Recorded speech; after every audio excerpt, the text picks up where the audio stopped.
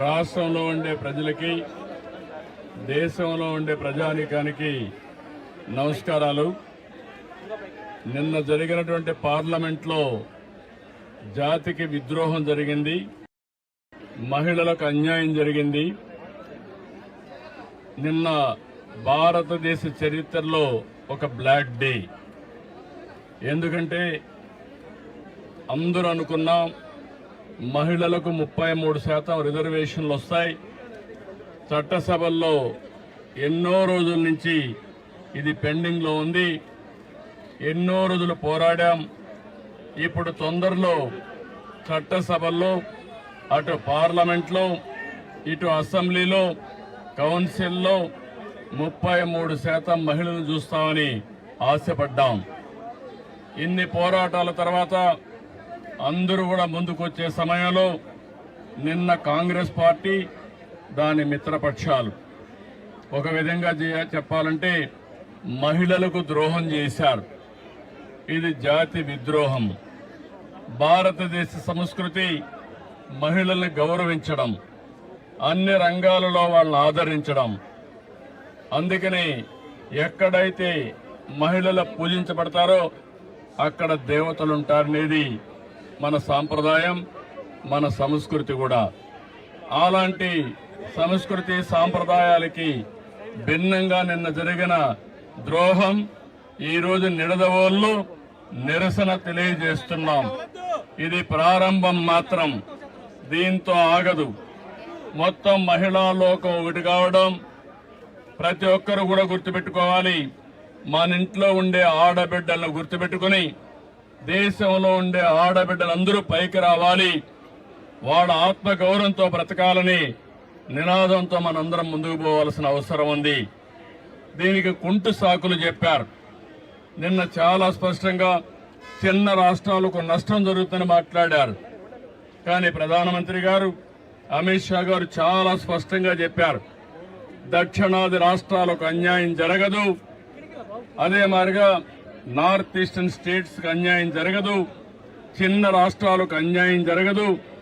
ఇప్పుండే సీట్లతోనే 50% uniform గా అన్ని రాష్ట్రాల్లో పెంచుతామన్నారు. యూపీలో 50% పెంచితే ఆంధ్రప్రదేశ్ లో కూడా 50% పెంచుతారు. అలాంటి అనౌన్స్మెంట్ ఇచ్చి చట్టంలోని పెడతామని చెప్పిన వీళ్ళు రాజకీయ అజెండా కోసం ఈరోజు ఇలాంటి దుర్మార్గం చేసే పరిస్థితికి వచ్చారు. ఇది చాలా బాధాకరం. నేనైతే 3 దశాబ్దాలుగా దీనికోసం పోరాడుతున్నాం. పోరాడి సాధించుకునే ఈ సమయంలో దీన్ని ఈ మారుగా చేయడం అనేది చాలా క్షమించరాని నేరం అని కూడా మరొకసారి తెలియజేస్తున్నా. ఈరోజు ఆ పార్టీలు గుర్తుపెట్టుకోవాలి, ఏ ముఖం పెట్టుకొని రేపు ఆడబిడ్డల్ని ఓటు అడుగుతారని అడుగుతున్నా. ఆడబిడ్డలంటే అంత చులకనని అడుగుతున్నా. అంటే ఆడబిడ్డల్ని ఇంటి వరకే పరిమితం చేయాలన్న అహంకారంతో ఇలాంటి దుర్మార్గమైన కార్యక్రమానికి దోహదం చేశారు. అందుకే నిన్న ఒక విద్రోహ దినం, ప్రతి ఇంటికి తీసుకుపోవాల్సిన అవసరం ఉంది. ఈ రోజు మాత్రం ఇక్కడ ప్రారంభం. నేను స్వచ్ఛ ఆంధ్రప్రదేశ్ ప్రోగ్రామానికి ఇక్కడికి వచ్చినప్పుడు నేను మార్నింగ్ అనుకున్నాం, మిత్రపక్షాలు ముగ్గురం కలిసి, నేను వచ్చే మునిపే పవన్ కళ్యాణ్ గారితో మాట్లాడాను. ఆయన ఇక్కడ లేరు కాబట్టి వాళ్ళ ప్రతినిధిగా దుర్గేశం గారు వచ్చారు. ఇంకో పక్క మాధవ్ గారు విజయవాడలో ఉంటే ఆయన కూడా వచ్చారు. మా 3 పార్టీలే కాదు, అన్ని పార్టీలు గుర్తుపెట్టుకోవాలి, మహిళల్ని మీరు ఓటు అడగాలంటే మహిళా సాధికారత కోసం మీరు కూడా అడ్డంకులు సృష్టించకుండా ఉండవలసిన బాధ్యత, కర్తవ్యం మీ పైన హెచ్చరిస్తున్నా. ఇది చాలా బాధేస్తుంది. తెలుగుదేశం పార్టీ అయితే 2017లో ఆ రోజే చట్టంలో, మన అసెంబ్లీలో కూడా చట్టం తీర్మానం చేసి పంపించాం. ఇది 3 దశాబ్దాలుగా, ఒకప్పుడు కాంగ్రెస్ పార్టీ ఉన్నప్పుడు కనీసం అసెంబ్లీలో బిల్లు పెట్టలేకపోయారు. అలాంటిది 2023లో బిల్లు ప్రవేశపెట్టారు. కానీ సెన్సస్ చేసిన తర్వాత మళ్లీ దీన్ని అమలు చేయాలని చెప్పి నిబంధన పెట్టారు. కానీ 29కి మహిళలకు రిజర్వేషన్లు చేయాలనే ఆలోచనతో ప్రధానమంత్రి గారు ముందుకొచ్చారు. ముందుకొచ్చి ఈరోజు సవరణ బిల్లు తీసుకొచ్చారు. అలాంటి సవరణ బిల్లుని వీళ్ళు కావాలని డిఫీట్ చేయడం, దానికి దుర్మార్గంగా మనం చూస్తే రాజ్యాంగ సవరణకు 2/2 మెజార్టీ ఉండాలి. దాన్ని ఆసరాగా తీసుకుని నిన్నంతా వక్రీకరించే భాషలో మాట్లాడారు. మొట్టమొదటిసారిగా వీళ్ళు చూస్తే వీళ్ళు చెప్పింది దక్షిణ భారతదేశంలో ఉండే రాష్ట్రాలకు అన్యాయం జరుగుతుందని, నార్త్ ఈస్టర్న్ స్టేట్స్ కి అన్యాయం జరుగుతుందని, దానిపైన బేషరతుగా పార్లమెంట్ లో ప్రజల సమక్షంలో అందరికి అర్థమయ్యేట్టుగా చెప్తే దాన్ని వదిలిపెట్టి ఇంకా లేనిపోని సాకులు పెట్టి బిల్లుని డిఫీట్ చేయడం అనేది చాలా బాధేస్తుంది.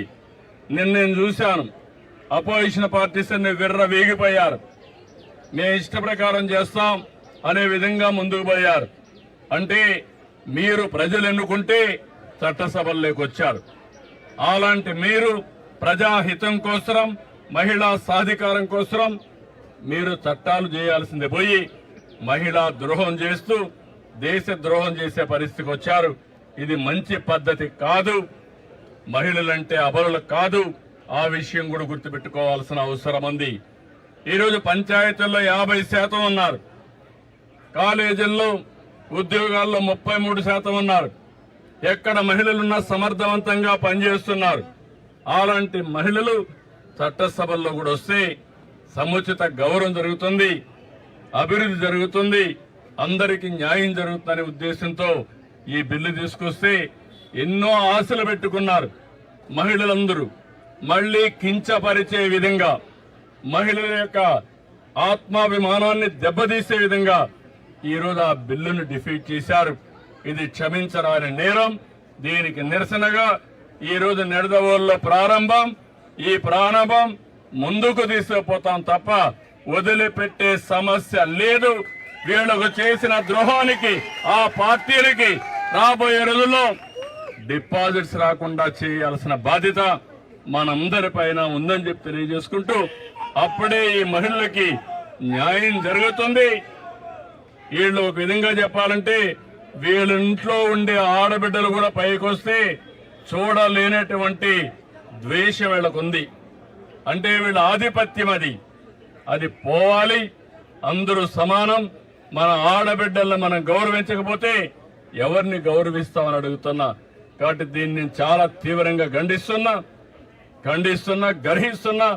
ఈ విషయం గుర్తుపెట్టుకోమని వాళ్ళు హెచ్చరిస్తూ, రేపటి నుంచి దేశం మొత్తం తీసుకెళ్తాం, ప్రతి ఇంటికి తీసుకెళ్తాం, ప్రతి ఒక్కరిని చైతన్యం చేస్తామని మరొక్కసారి విజ్ఞప్తి చేస్తూ అందరికీ నమస్కారాలు. అందరూ సహకరించమని మనస్ఫూర్తిగా కోరుకుంటున్నాం.